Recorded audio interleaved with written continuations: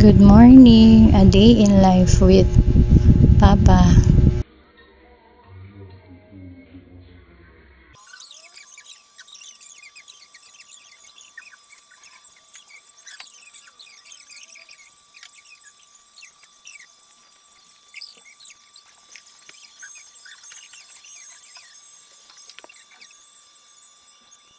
Siyempre, hindi mawawala ang kwentuhan.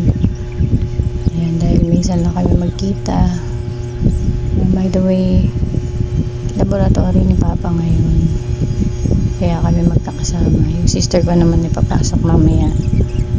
Ayan, more kwentuhan. Kwentuhan, kainan. Talagang pag nandito ako sa bahay, tataba talaga ako.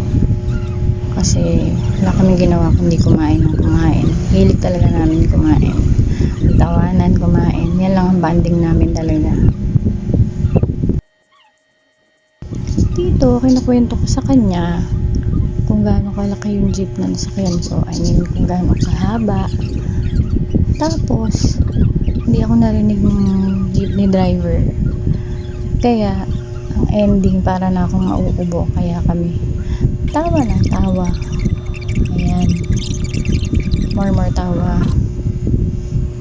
After naman nito, nagre-ready na kami kasi yung kapatid ko papasok na siya sa work.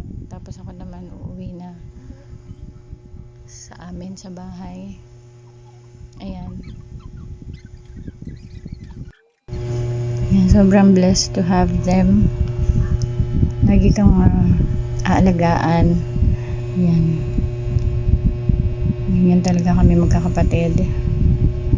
Yan talaga aming bonding. Most of the time kami talagang dalawa yung palagi magkasama.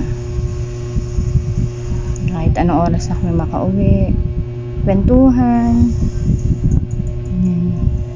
Ayun lang, kaya thankful ako sa Lord na meron akong ganitong family.